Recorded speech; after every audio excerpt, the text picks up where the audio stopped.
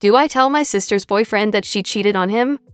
My sister and I planned a trip to Europe last year while we were both single. She ended up getting into a new relationship rather quickly, but it wasn't going to affect the trip. They had been together for about 5 months when we left, and she had his name as a necklace, his picture as her phone background. She says she's in love. No issues the first week, but then we stayed in a hostel for a few nights of the trip and meet some fun guys. She connects with one of them, gets drunk and ends up hooking up with him. I heard it from down the hall. The next day she feels horrible, but is not going to tell him because she knows he'll break up with her. I try to make her feel better by saying, "You're young, you made a mistake, yada yada." Hindsight, I should have pushed her to tell him. We end up seeing the guy again, and beforehand she had told him the hookup was a mistake and that they were just friends. They inevitably end up flirting, holding hands, kissing, and then hooking up again. The guy actually spends the next day with us and wanted to join us for the rest of our trip. I said absolutely not. After the second episode of cheating, I'm pretty upset with my sister. The first one, as I said, I could maybe chalk up to a mistake. But seeing how she acted around this guy she just met while claiming to love her boyfriend made me sick and question her as a person. We got into an argument later on in the trip and I told her she needed to tell him. She accused me of being jealous because I'm unhappy with my life, single, unmarried, live alone. We recovered from the fight to have a good rest of the trip and have not spoken about her cheating since. 6 months later and I have now met him a couple times. They've moved in together and my family raves about how happy they seem while I have to pretend I didn't hear her banging some other guy. I feel like a horrible person for not telling him, but ultimately I guess my loyalty lies with my sister. What should I do about it? Of course I've thought about having the conversation with my sister, but I'd end up being the bad guy somehow. EDA, thanks for all of the advice. For some context, she moved in with him from my mom's house. I just met him for the first time a couple weeks ago. I live 4 hours away from them, so until now, I've had no connection to him or loyalty. It's been easy to kind of forget that it happened. Messed up but true. It seems like the best way to go about this is talk to my mom or her. I'm also upset she even put me in this situation, as a witness to her crimes. EDA number 2, as much as people may see a right or wrong answer here, I think it's a very complex situation, as shown by the variety of answers. Some have said that this has to do with me and my sister, and you'd probably be correct. I am angry at her for doing what she did. I'm shocked that she could do that to somebody who she claims she loves, and yes, at that stage they were saying that they loved each other. I don't want to lose her though, and telling him would probably result in that. Maybe not forever, but definitely for a long time, and it would have a huge effect on family dynamics. However, as the oldest, I've also felt like it was always my responsibility to keep the peace in our family, but I know now that that's not true and this isn't all on me. I still think that the best course is to talk with her and let her know how it's affecting me and the strain it will put on our relationship. Also, Reddit made me put the title as a yes or no question. That's why it's worded the way that it is. My initial title was just asking for advice on what to do, but it was rejected. I didn't jump straight to telling him as my first thought. Comment: I would do whatever you would want someone to do for you. If you were the boyfriend, you would probably want to know the truth instead of her cheating again later. I have a coworker like this. She's been with her coworker for 8 years and cheats on him regularly. All of their mutual friends know she does this, but none of them have told the BF. I feel so bad for the dude. I think some people hold back from telling on the cheater because they don't want to be responsible for breaking the couple up or not minding their business. I had a friend years ago who lived with her boyfriend. She ended up moving out of state to live with her mom because she was having major health issues. Her and her BF agreed to be long distance, but ended up breaking up for whatever reason. One of their mutual friends messaged her after the breakup to tell her he had been cheating on her with his sister-in-law. He told her he didn't have the courage to tell her until he knew they were broken up, but he wanted her to know. This is really it for me. I don't condone cheating, but I don't believe sticking my nose in other people's business is my place. Other people can do whatever, but I am just fine keeping someone else's secret safe. I got my own problems, not trying to adopt other people's too. Yet I learned this the hard way in my early 20s. Was friends with both in the couple but closer to the woman. Worked in the same building as the guy. I saw him go to lunch with another girl his GF specifically didn't like and I told her. Caused a fight between them. I was pretty close with the woman in the relationship at that point.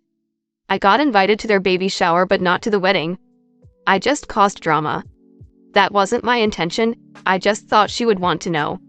They're still happily married. Still have them both on socials, but we don't talk anymore. Feels bad, man. I regret saying anything. She should be the one to tell him. Tell her she needs to tell him, or you will. Tell her that you can't live with the guilt of knowing what she did, and she should be ashamed that she doesn't feel way worse than you. Give her a deadline. Do this in text so that if she tries to turn it around on you, you have proof. Another thought. Make sure you include details of what exactly happened in the text. Tell her something like, I was willing to look past it because you said you felt bad after the first night but then did it all over again the second night. You have made me complicit in your cheating and the guilt is eating me inside. Make her confess in the text so that you have proof if she tries calling you a liar. If she tries to call you, don't answer unless you can record the call. There are apps. You can text her and say that you don't want to hear her voice right now. This is the thing to consider. It's an easy choice when you look at it on paper. But life is messy. I would really consider the time that has lapsed and how their relationship has progressed. Have you thought about how it plays out? What do you want to happen, other than relieving your guilt? Do you expect him to forgive her? Kick her out? What if they do shoot the messenger and your family turns against you? I'd be real careful before tossing this grenade. It is the sister that should feel bad for this, not OP. The sister cheated. The sister lied to OP saying she felt bad about it, then immediately cheated again. The sister dragged OP into the lie. If anything, the sister should be the one to get scorched earth. OP needs to get proof that sister is a cheater and liar so she can fight back if she tries this. OP, I truly believe your mental health is at stake here. It is completely unfair that you have to deal with the guilt of your sister's infidelity. If she tries to blame you for breaking up her relationship, remember that she is the cheater, not you. Story 2. How to tell this girl that I can't go further with her. I have known this girl for a little over a year, we will call her C, and we've been going to university together. We started doing random group work together and immediately got on really well. I noticed that she sometimes had bruises on her body, which worried me, so I tried to talk to her about it, but she just avoided the subject, claiming that she simply had a little brother who was a bit aggressive at an early age. I didn't believe it, but seeing that she was very uncomfortable, I didn't want to push any further. A few days later, I woke up one morning and saw on my Instagram that C had sent me a whole army of voicemails in the middle of the night. In these messages, she confides in me completely, telling me about her childhood traumas, and above all about her current boyfriend, who abuses her, lays hands on her, and all the other horrors that can accompany this kind of relationship. From then on, our relationship took quite a turn, and I did everything I could to help her, advise her, and listen to her when she needed it. For a long time, she refused to leave him because she was afraid and she lived with him and would end up homeless. But after a while she agreed. So we came up with a plan. One Saturday morning, while he was away at the gym, I'd come and help her collect all her stuff at once, and she'd come and stay with me while she found a new place to live. The first few nights were very complicated. She was terrified he'd find her, and that rubbed off on me, who wasn't exactly serene either in the end.